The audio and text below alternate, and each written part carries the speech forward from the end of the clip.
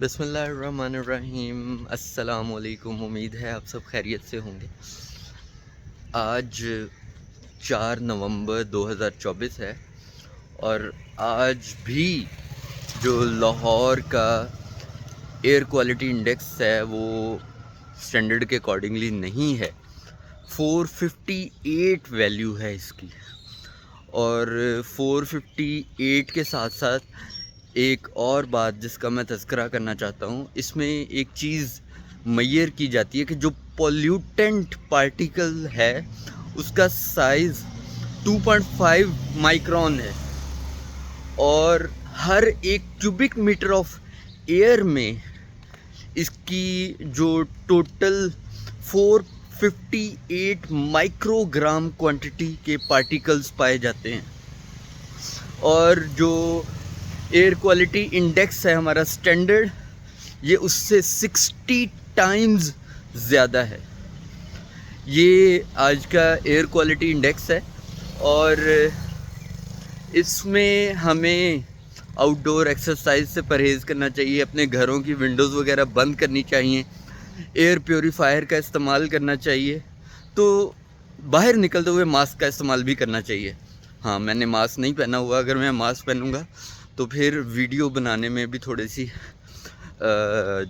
کہہ لیں کہ ایک ایب نارملٹی سی فیل ہوگی، تو اس لیے میں نے ماسک نہیں پہنا ہوا۔ ماسک پہننا چاہیے، اور ماسک نہ پہننے کی وجہ سے مجھے گلے میں ہلکی سی خراش کا احساس بھی ہے، تو جب میں گھر سے نکلا تھا تب مجھے ایسی کوئی فیلنگ نہیں تھی۔ تو these are the issues that we or anyone can face due to bad air quality index. آج ہم بات کرتے ہیں پی آئی اے کی۔ کیا آپ جانتے ہیں کہ پی آئی اے کا آغاز کیسے ہوا؟ 1946 میں ایک کمپنی کی بنیاد رکھی گئی جس کا نام تھا اورینٹ ایئر ویز۔ اورینٹ ایئر ویز 1946 میں جب بنی تو آفٹر پارٹیشن 1947 میں ان کے جو آنر تھے، چیئرمین تھے، انہوں نے اسے ریلوکیٹ کیا ٹو کراچی، اور جب اس کا مطلب ہے کہ جب 1947 میں ملک بنا تو پاکستان کے پاس ایک ہی ڈومیسٹک ایئر لائن کمپنی تھی، اور اس کے بعد جب پاکستان بن گیا تو دیکھا گیا، وقت کے تقاضوں کو سمجھا گیا کہ پاکستان میں ایک بہت بڑا روٹ ایگزسٹ کرتا تھا مشرقی پاکستان اور مغربی پاکستان کے درمیان، اور ڈومیسٹیکلی لوگ اس روٹ پہ بہت زیادہ ٹریول کرتے تھے،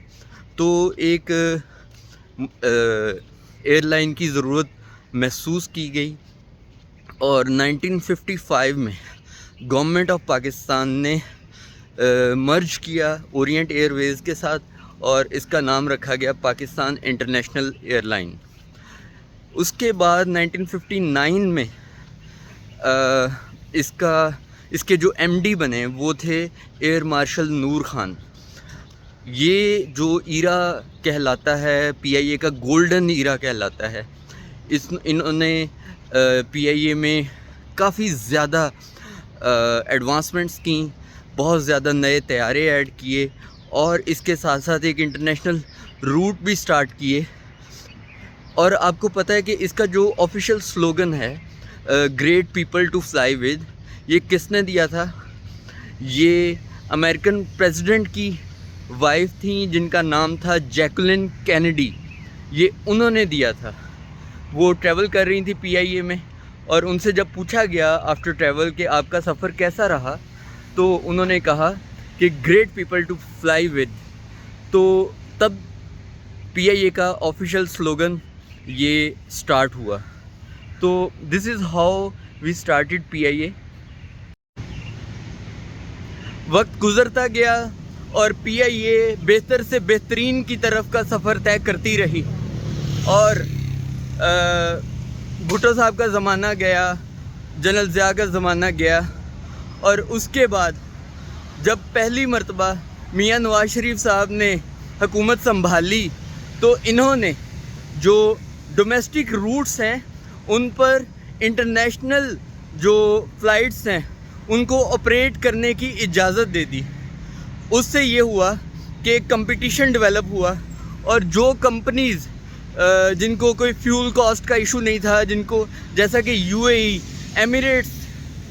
جو ہے ایک بہت بڑی کمپنی ہے، ایئر لائن کمپنی ہے، یہ ایسے کنٹری سے بلانگ کرتی ہیں یہ ایئر لائنز جہاں پہ fuel cost is not the issue. تو ایسی ایئر لائنز نے ہمارے PIA کے روٹس پر قبضہ کیا، جس کی وجہ سے PIA کو نقصان ہونا شروع ہوا. اور اس میں بھی کوئی شک نہیں ہے کہ دوسری سیاسی جماعتوں نے